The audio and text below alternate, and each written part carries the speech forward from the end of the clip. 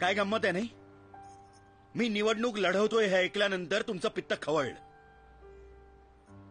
का? हक्क आहे मला. बाबासाहेब आंबेडकरांनी घटनेत मला अधिकार दिलाय. तो खुनी, दरोडेखोर, स्मगलर्स हे तुम्हाला खासदार आमदार म्हणून चालतात, पण एक प्रामाणिक मराठी माणूस आज राजकारणात जातोय असं म्हटल्यानंतर जणू काय मी तुम्हाला नरकात आणि मसणात घेऊन चाललोय अशी प्रतिक्रिया का?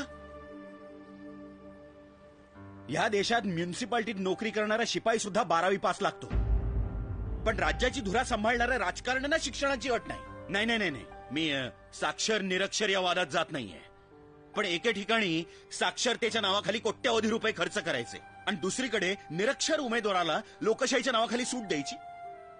या सगळ्याची चीड न येण्या इतके शंड आहोत का आपण? राजकारण हा बदमाशांचा शेवटचा अड्डा हे आपण मान्यच केलेलं आहे, पण राजकारण हा बदमाशांचा अड्डा कोणामुळे झाला याचा कधी विचार केलाय?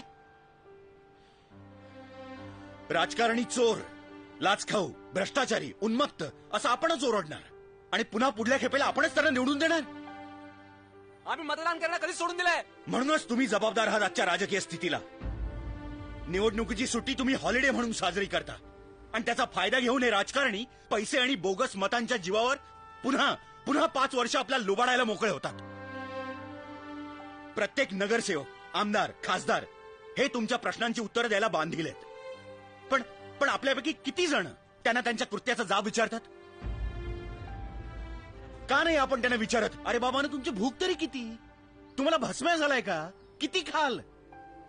अहो कळत नाही का तुम्हाला? अहो काढून काढून गाईचं दूध संपेल, पण हे तर आता बैलाचं दूध काढत सुटलेत. देखो देखो सुनो, कोथिंबिरीची जुडी सुद्धा पारखून घेणारे आपण राजकारणाच्या बाबतीत इतके गाफील का? ऐऱ्या गैऱ्यांच्या हातात सत्ता देऊन मुरदाडासारखं गुडघ्यात माना घालून स्वतःच्याच मुलखात परक्यासारखं जगण्यासाठी जन्माला आलोय का आपण?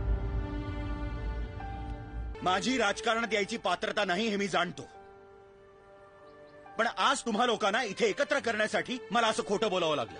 मैं बोला ना अच्छा आदमी है. आज एकच सांगतो, जागे व्हा. अजूनही वेळ गेलेली नाही.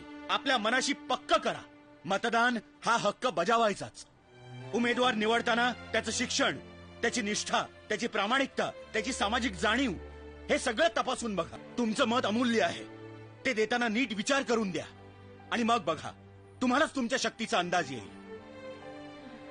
हे सगळे बदल लगेच घडणार नाहीयेत, पण मला 100% खात्री आहे, आपण आज पाऊल उचललं तर येत्या काही वर्षातच आपल्या राज्याचा आरोग्य मंत्री एक डॉक्टर असेल, अर्थमंत्री एक अर्थशास्त्र तज्ञ असेल आणि क्रीडा मंत्री एक खेळाडू असेल. बजाव झाले.